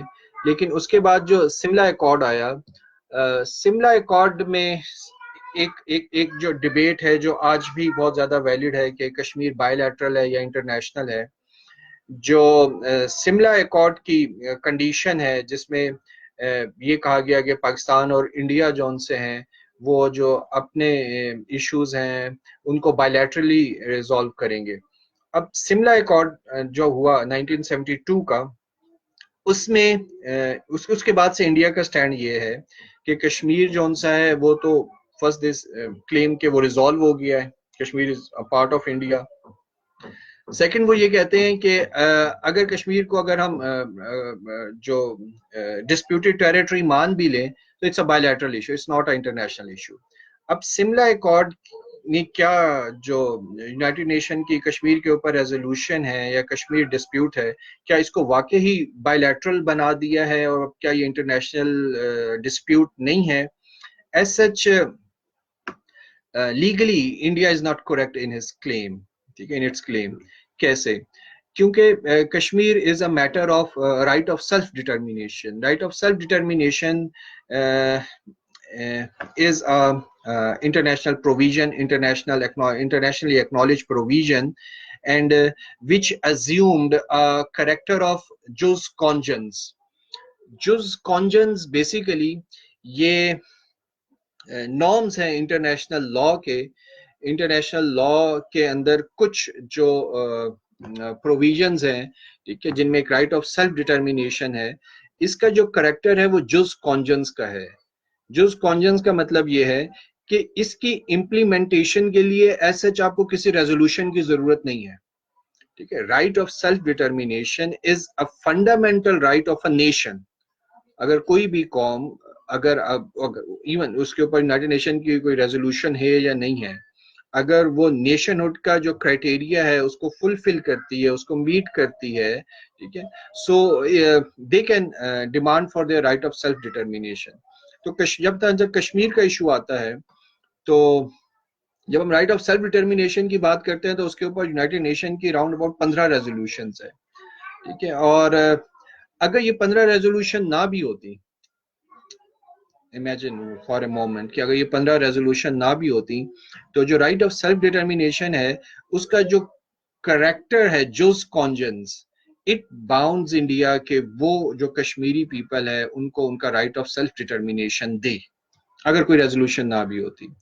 اور میں کچھ کلاز ہیں میں جو سملا ایکارڈ ہے اس کی میں ان کو ریڈ کروں گا. یہ کشمیر کے اوپر specially from a legal perspective Ijaz Hussain کی ایک بک ہے Kashmir dispute and international law perspective. یہ بہت اچھی کتاب ہے, Kashmir dispute and international law perspective Ijaz Hussain کی ہے. اس میں کافی جو لیگلی پاکستان کا جو کیس ہے کشمیر کے اوپر اس کو پریزنٹ کیا گیا ہے. سو اس میں جب وہ آرٹیکل سملا ایکارڈ کو مینشن کرتے ہیں, he stated that the Simla Agreement in its Article 1 states that the principle and purposes of the Charter of the United Nations shall govern the relations between the two countries. یہ سملا accord کی class 1 ہے کہ میں اگر اس کو translate کروں کہ the principle and the purposes of the Charter of the United Nations shall govern the relation between the two countries. کہ جو principles ہیں اور جو purposes ہیں United Nations کے charter کے, they shall govern the relation between the two countries. یعنی سملا accord کی کلاس 1 میں ہی जो supremacy of United nation resolution है उनको एक्नॉलेज कर लिया गया। सिमला अकॉर्ड, ये बहुत बड़ी डिबेट है, अगर आप ये बुक में पढ़ेंगे तो बहुत सारे लीगल पॉइंट्स मैं सबको मेंशन कर भी नहीं सकता। एक मैंने किया जुस कॉन्जेंस का, ठीक है, which is essential characteristics of right of self determination, और सेकंड में सिमला एग्रीमेंट की क्लॉज 1 जोन सी है उसको मैंने आपके लिए रीड किया, और वो ये कहती है कि यूनाइटेड नेशन जो चार्टर है it shall govern the relation between the two countries, ठीक है। और आगे चलकर फिर और भी इसके ऊपर शिमला अकॉर्ड के ऊपर डिस्कशन है। इन नटशेल मैं आपसे ये कह सकता हूं कि कोई भी जो यूनाइटेड नेशन सिक्योरिटी काउंसिल की बाइंडिंग रेजोल्यूशन है, कोई बायलैटरल एग्रीमेंट उसको सुपरसीड नहीं कर सकता, ठीक है। और इस वजह से आज भी जो यूनाइटेड नेशन का एजेंडा है उसमें कश्मीर इशू उसका पार्ट है, ठीक है।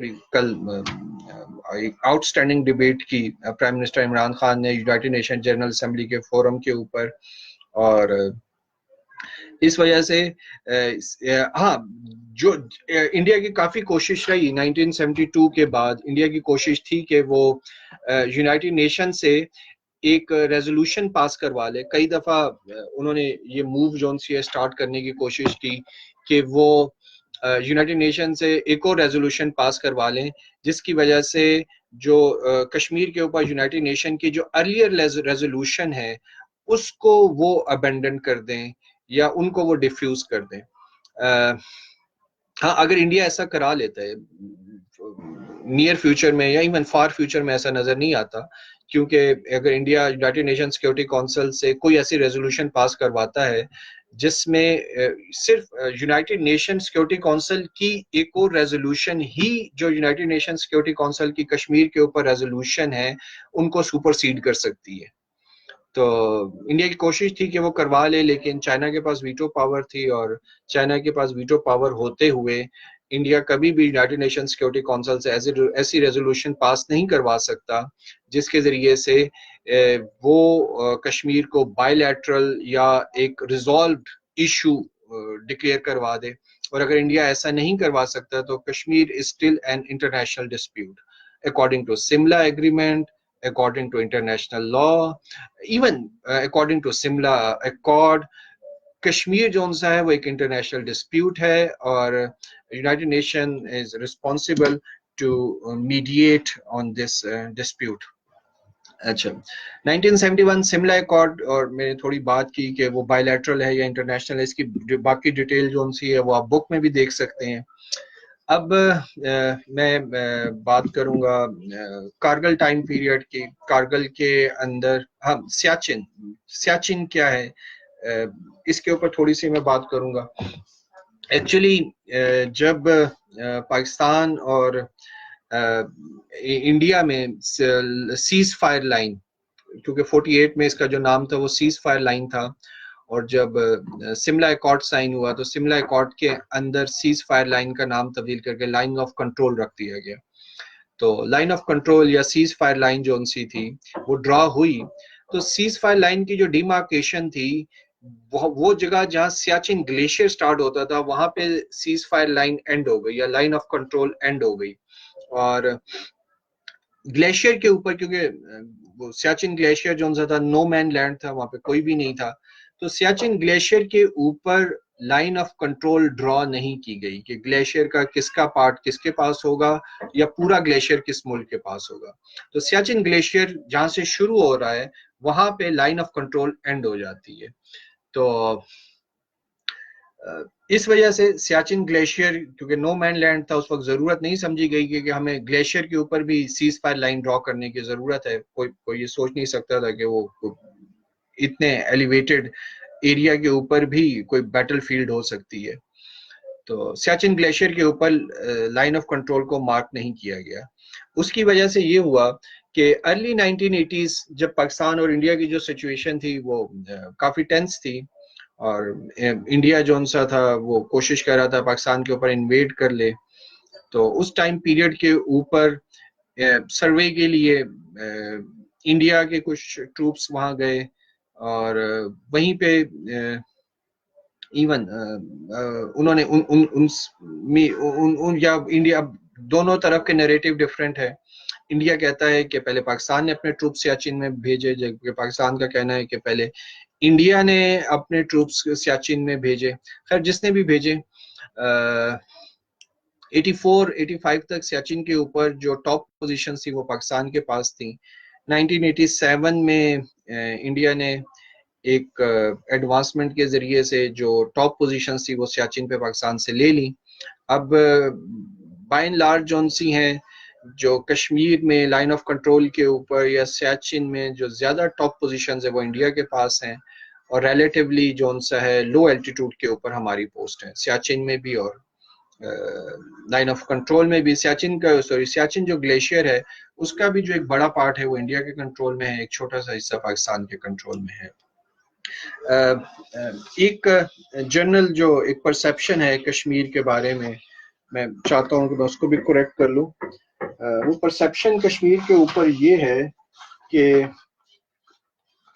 جو کشمیر کا زیادہ علاقہ ہے، کہ کشمیر کا جو زیادہ علاقہ ہے وہ انڈیا کے پاس ہے، اور پاکستان کے پاس جو کشمیر کا علاقہ ہے وہ بڑا لمیٹڈ سا ہے. میں نے وہ کیلکولیشن کی ہے کہ اس وقت جو جب ہم 47 میں جموں و کشمیر کی اسٹیٹ کی بات کرتے ہیں تو اس اسٹیٹ کا تقریباً کوئی یہ 1 لاکھ مربع کلومیٹر جو علاقہ ہے یہ انڈیا کے پاس ہے. تو 1 لاکھ مربع کلومیٹر وہ علاقہ ہے جو اس وقت انڈیا کے پاس ہے. پاکستان کے پاس جی بی کو ملا کر جو state of Jammu and Kashmir تھی اس کا کوئی 85,000 مربع کلومیٹر علاقہ ہے. اور چین کے پاس اکسائی چین اور پھر جو شیکس گم ویلی جو پاکستان نے کنسیڈ کی تھی 1963 میں، تو وہ ملا کے انڈیا کے پاس کوئی 37,000 مربع کلومیٹر کا علاقہ ہے. تو وہ علاقہ جو 85,000 پاکستان کے پاس ہے، 37,000 چائنا کے پاس ہے، اگر آپ ان دونوں کو ملا لیں تو یہ 1,22,000 مربع کلومیٹر کا علاقہ ہے جو اس وقت جو انڈیا کے کنٹرول میں نہیں ہے. 1,22,000 کلومیٹر کا، اور جو علاقہ انڈیا کے کنٹرول میں ہے وہ تقریباً 1 لاکھ مربع کلومیٹر کا علاقہ ہے. تو اگر اس طرح دیکھا جائے تو جو علاقہ کشمیر کا پاکستان اور چائنا کنٹرول کر رہے ہیں وہ انڈیا سے بہت بڑا ہے. ٹھیک ہے، تو یعنی کافی بڑا پارٹ ہے جو کہ ہمارے پاس ہے کشمیر کا اس وقت. جی بی کو اگر ہم ساتھ اس کے شامل کر لیں، اور اکسائی چین کا بہت بڑا علاقہ جو سا ہے وہ چائنا 1841 سے کنٹرول کر رہا ہے، اور 62 سے اس کے اوپر سیز فائر لائن بھی ڈرا ہو گئی ہے. اس ایشو کے بعد کارگل وار ایسا ٹاپک تو نہیں ہے کارگل وار کا، لیکن میں تھوڑا سا اس کا بیک گراؤنڈ یہاں پہ ڈسکس کر لوں. 99 میں جب پاکستان انڈیا دونوں نے نیوکلیر ٹیسٹ کیے، ویسے ہوئے مجھے ڈسکس کرنا چاہیے تھا جو ویپن آف میس ڈسٹرکشن کا لیکچر ہے اس میں، چلیں ابھی بات کر لیتا ہوں. 1999 میں جب کارگل وار ہوئی، کارگل وار کے بعد کارگل وار سٹارٹ کیوں ہوئی؟ کیونکہ ملٹری ڈیٹرنس یہ کہتا ہے کہ کبھی بھی جو نیوکلیر پاور ہیں وہ نیوکلیر جو پاورز ہیں وہ ٹوٹل وار میں نہیں جا سکتی. اگر دو نیوکلیر پاورز کبھی بھی ٹوٹل وار نہیں شروع کر سکتی، تو جب 99 میں پاکستان انڈیا دونوں نے نیوکلیر ٹیسٹ کر لیے تو جو پاکستان کی ملٹری اسٹیبلشمنٹ تھی دے تھاٹ کہ اب کیونکہ پاکستان کے پاس بھی ایٹم بم ہے، انڈیا کے پاس بھی ایٹم بم ہے، اگر دونوں کے پاس ایٹم بم ہے تو اس کا مطلب یہ ہے کہ دونوں کی جنگ تو ہو نہیں سکتی، ٹوٹل وار تو ہو نہیں سکتی کنونشنل. تو کیوں نہ ہم جو کارگل کی پوسٹ ہیں جو کہ انڈیا ونٹر سیزن کے اندر وکیٹ کر لیتا ہے ان کو کیپچر کر لیں. تو کچھ انڈیا ریزسٹ کرے گا لیکن کچھ گولہ باری کر کے چپ کر کے بیٹھ جائے گا، کیونکہ اب وہ جنگ تو کرے گا نہیں. تو مشرف نے بیسیکلی ماسٹر مائنڈ تھے کارگل پلان کے، اور وہ کہتے ہیں انہوں نے نواز شریف صاحب کو آن بورڈ لیا. نواز شریف صاحب کہتے ہیں مجھے آن بورڈ نہیں لیا گیا. نواز شریف صاحب کی جتنی سینس ہے اگر ان کو آن بورڈ لے بھی لیا جاتا تو ان کو کون سی سمجھ آنی تھی. تو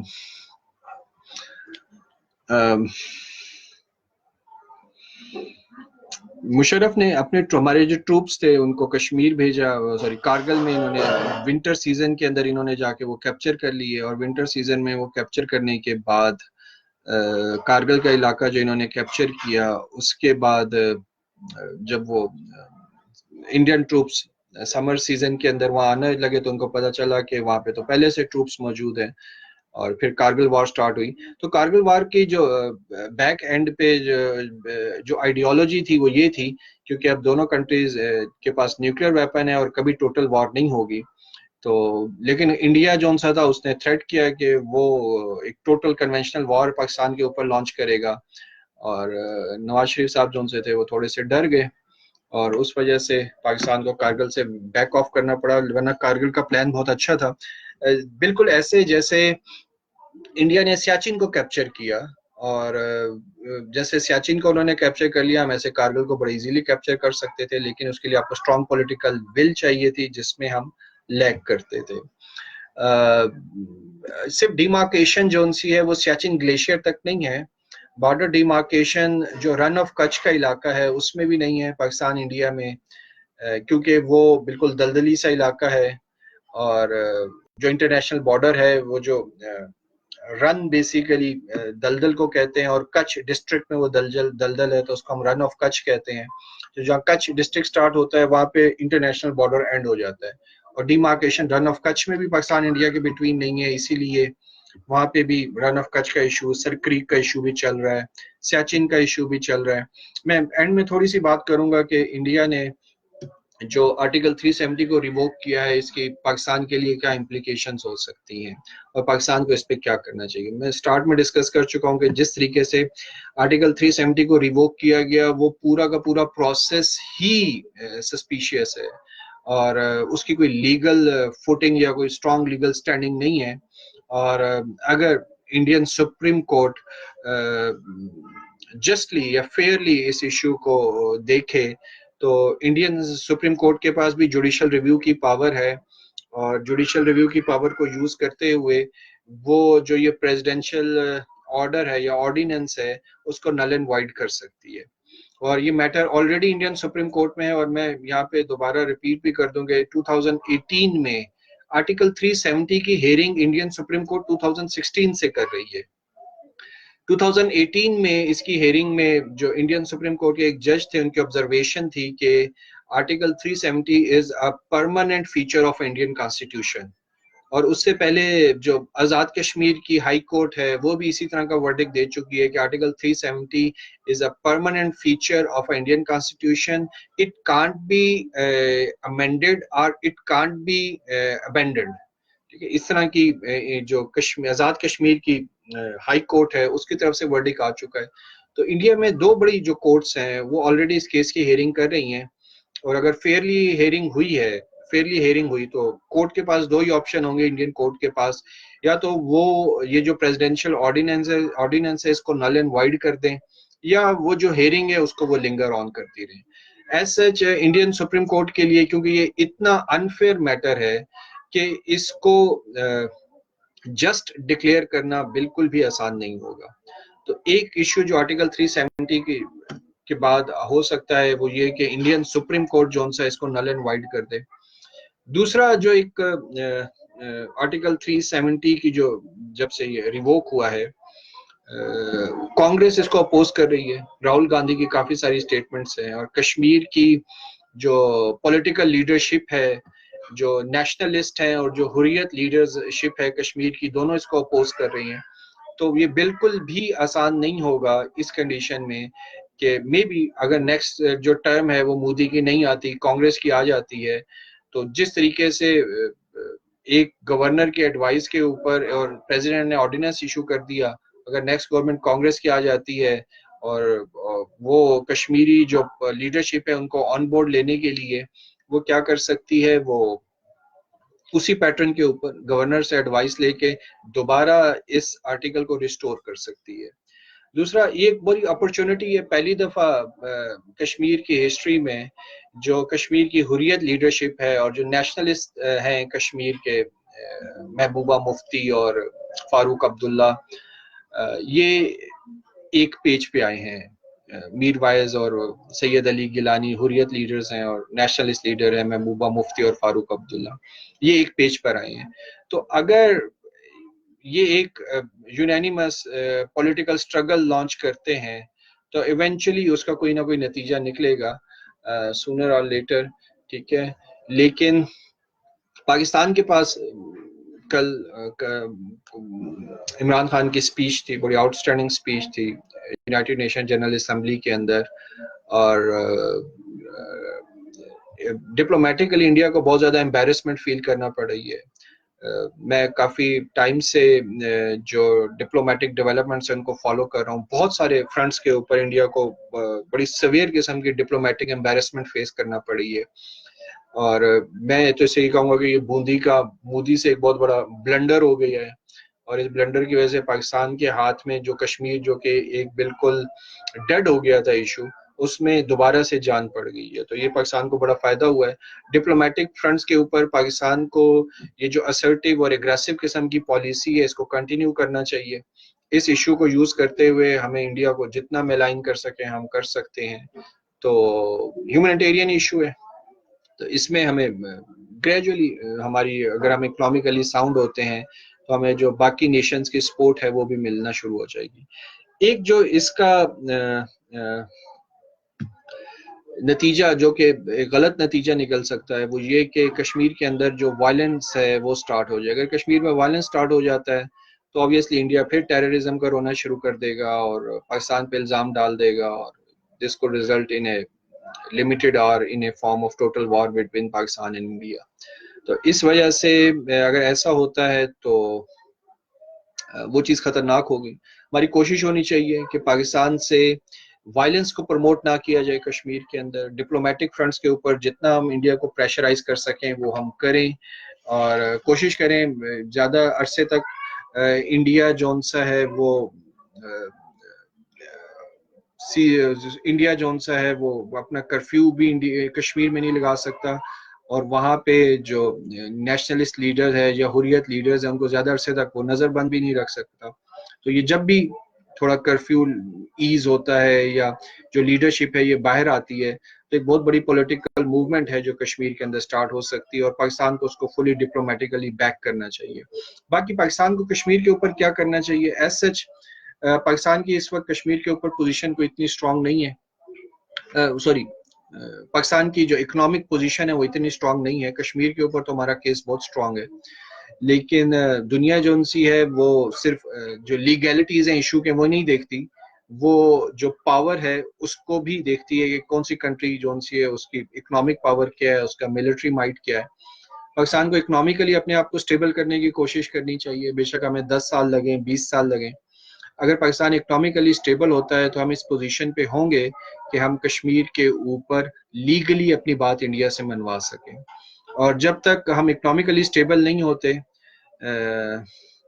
I would suggest that put the Kashmir issue on back burner. ٹھیک ہے، ہلکی ہلکی جتنی آپ ڈپلومیٹک اوپر کر سکتے ہیں 15-20 سال میں ڈپلومیٹکلی اس ایشو کو آپ ریز کرتے رہیں، اور جب تک اکنامکلی آپ ساؤنڈ نہیں ہو جاتے اور اس پوزیشن میں نہیں آتے. جیسے 1962 میں ہمارے پاس بڑا اچھا آئیڈیل ٹائم تھا، بہت ہائی ٹائم تھا، ہم کشمیر کو کیپچر کر سکتے تھے، ہم نے نہیں کیا.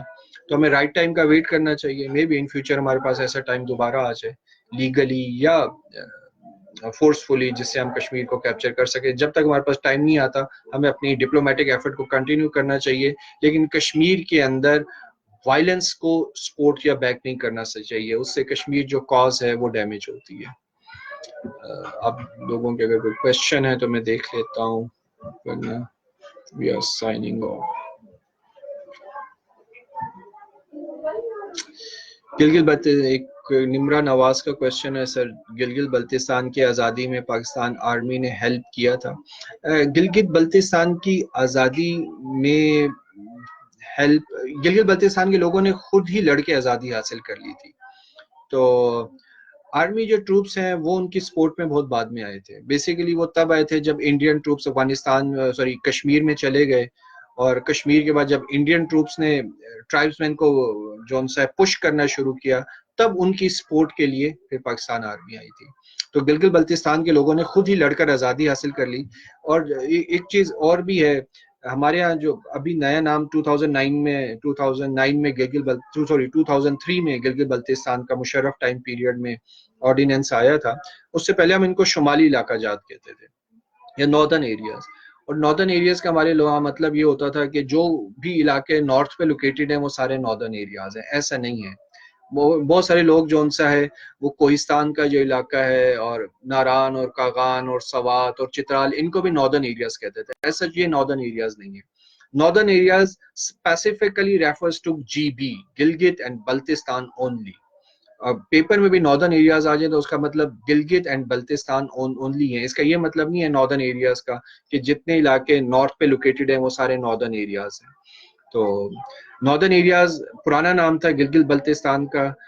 سیمی جو پروونشل سٹیٹس ہے وہ پاکستان نے جی بی کو 2003 میں دیا. پھر اس کے اندر کچھ کانسٹیٹیوشنل امینڈمنٹس زرداری نے 2009 اور آنورڈ کی. پھر وہاں الیکشن ہوئے اور وہاں پہ ایک چیف منسٹر آئے. تو آپ جی بی کو پاکستان کا سیمی پروونس ڈکلیئر کر سکتے ہیں. لیکن کیونکہ یہ سارا ریجن کنٹروورشل کیونکہ یونائٹڈ نیشن یہاں پہ پلیبیسائٹ ابھی ہونا ہے, تو اگر پاکستان جی بی کو اپنا فل پروونس ڈکلیئر کر لیتا ہے تو جو پاکستان کا سٹینڈ ہے یو این ریزولوشن سے ریلیٹڈ وہ ویک ہو جائے گا.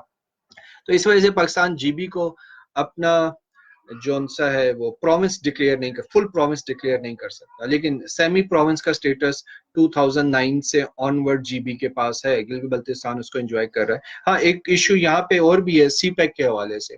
جب کیونکہ سی پیک نے گلگت بلتستان سے ہو کے گزرنا ہے, تو جب سی پیک سٹارٹ ہوا تو انڈیا نے اس کے اوپر آبجیکشن یہ ریز کیا کہ کیونکہ سی پیک جو سا ہے وہ کنٹروورشل ڈسپیوٹڈ ٹیریٹری سے گزر رہا ہے, اسی لیے جون سا ہے وہ اس کو نہیں مانتا. اور جب دیامیر بھاشا ڈیم, کیونکہ دیامیر بھاشا ڈیم اسی علاقے میں بن رہا ہے, دیامیر بھاشا ڈیم کے لیے پاکستان پرپوزل ورلڈ بینک کے پاس لے کر گیا تو انڈیا نے اس کو اپوز کیا ان گراؤنڈ کے اوپر کہ دیامیر بھاشا ڈیم کیونکہ ڈسپیوٹڈ ٹیریٹری میں بن رہا ہے اس لیے ورلڈ بینک کو اس کو فائنانس نہیں کرنا چاہیے. اور ورلڈ بینک جون سا تھا انڈر انڈین انفلوئنس, انہوں نے دیامیر بھاشا ڈیم جون سا ہے اس کو فائنانس کرنے سے انکار کر دیا. اس کے بعد پھر ہم اپنے ریسورسز سے کوشش کر رہے ہیں, لیکن جو ہماری کوشش کی پیس ہے اس سے نہیں لگتا اگلے 100 سال میں بھی دیامیر بھاشا ڈیم بنے گا.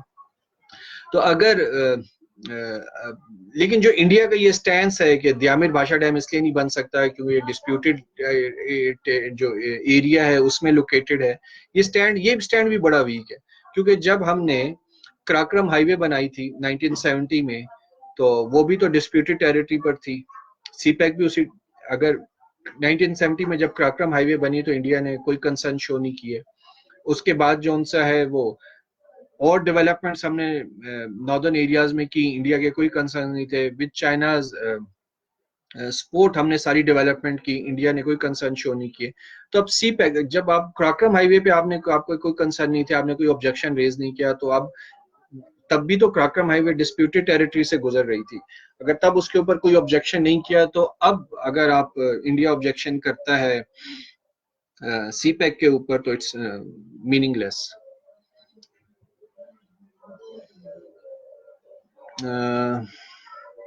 سر please share material regarding topic. کافی سارا مٹیریل ہے کشمیر پہ, آپ کو بہت کچھ مل جائے گا. میں بھی اتنا واسٹ ٹاپک ہے, جتنا میرے میموری نے میرا ساتھ دیا اور جو کچھ امیجیٹلی نوٹس میرے پاس اویلیبل تھے ان کو یوز کرتے ہوئے میں نے یہ لیکچر دیا ہے. ایمن حسن کا ایک کوشچن ہے, but sir every nation has to fight for them self, eventually Kashmir has to go through a rough patch. Am I right?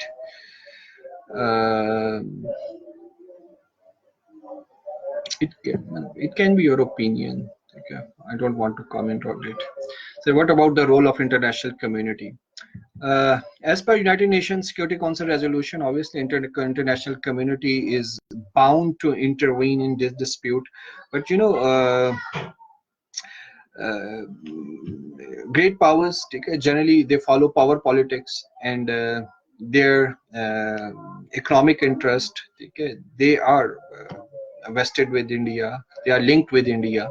So in this case they are not in position to support Pakistan openly, but legally Pakistan case is quite sound. بہت زیادہ آپ سوچ بھی نہیں سکتے کہ legally Pakistan کا کشمیر کے اوپر سٹینڈ کتنا ساؤنڈ ہے, کہ پاکستان اگر انٹرنیشنل کورٹ آف جسٹس میں بھی چلا جائے وہاں پہ بھی پالیٹکس ہوتی ہے, ٹھیک ہے, لیکن لیگلی کسی بھی کوئی بھی جو تھرڈ پارٹی ہے, نیوٹرل آبزرور ہے, مطلب وہ یہی کہے گا کہ پاکستان کا کشمیر کے اوپر کیس بہت ساؤنڈ ہے.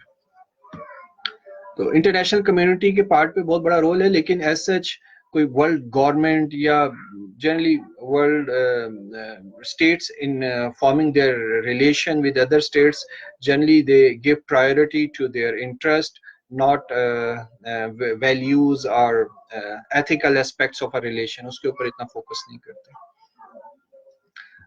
ट्रम्प की मीडिएशन, देखिए जो मीडिएशन है वो तब वो काम करती है. फातिमा अब्बासी का क्वेश्चन है कि sir will Trump mediation offer works.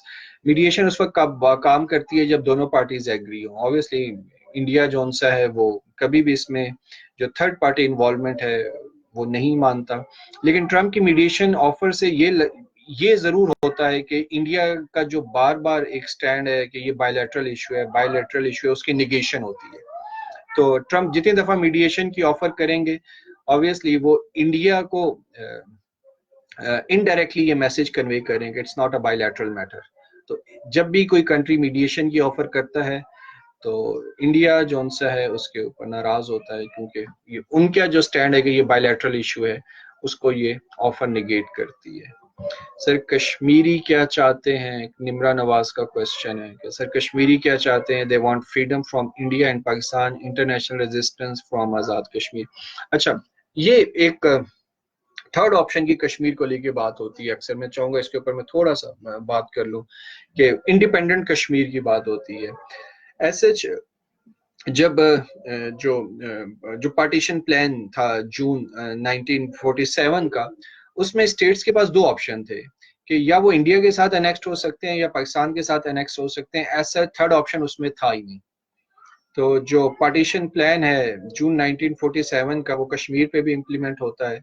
तो उसमें थर्ड ऑप्शन नहीं है. कश्मीरीज के पास जो पार्टीशन प्लान है उसके अकॉर्डिंगली और जो यूएन रेजोल्यूशन है उनके अकॉर्डिंगली दो ऑप्शंस है कि वो पाकिस्तान के साथ अनेक्स्ट हो जाएं या वो इंडिया के साथ अनेक्स्ट हो जाएं.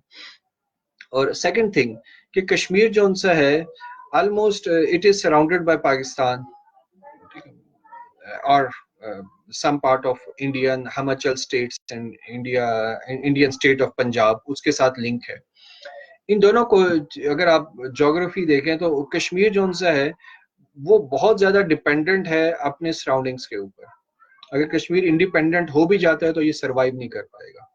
ठीक है, अपनी डे टू डे जो नीड्स हैं उनको फुलफिल करने के लिए वो या पाकिस्तान पे डिपेंडेंट रहेगा या वो इंडिया पे डिपेंडेंट रहेगा. तो अगर कोई कश्मीर इंडिपेंडेंट स्टेट या इस तरह कोई थर्ड ऑप्शन डिस्कस भी होता है कश्मीर को लेकर, तो वो कश्मीर के इटसेल्फ अपने इंटरेस्ट में नहीं होगा. उसकी ज्योग्राफिकल लोकेशन की वजह से वो अपनी डेली नीड्स के लिए हैवीली डिपेंडेंट रहेगा पाकिस्तान पे और इंडिया पे. और जो इंडिपेंडेंट कश्मीर का ऑप्शन है वो इसलिए भी वायबल नहीं है कि पाकिस्तान, इंडिया और चाइना कभी इसको एक्सेप्ट नहीं करेंगे. वो चाइना भी इसको कभी एक्सेप्ट नहीं करेगा.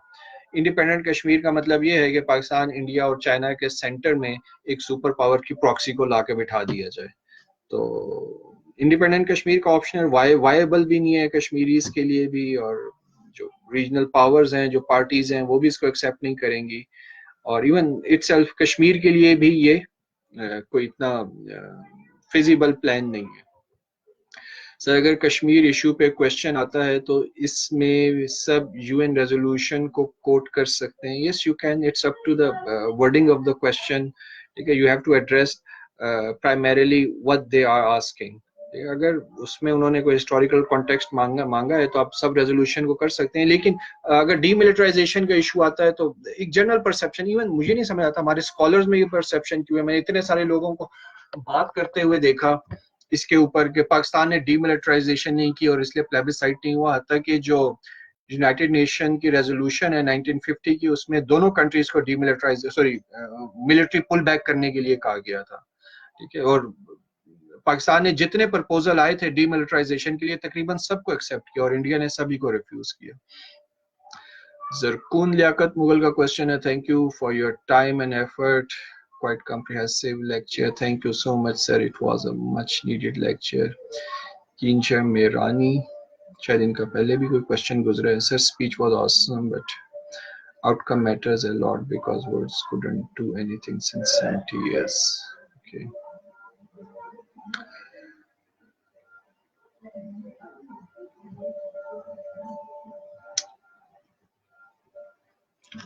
most welcome. Many students, they are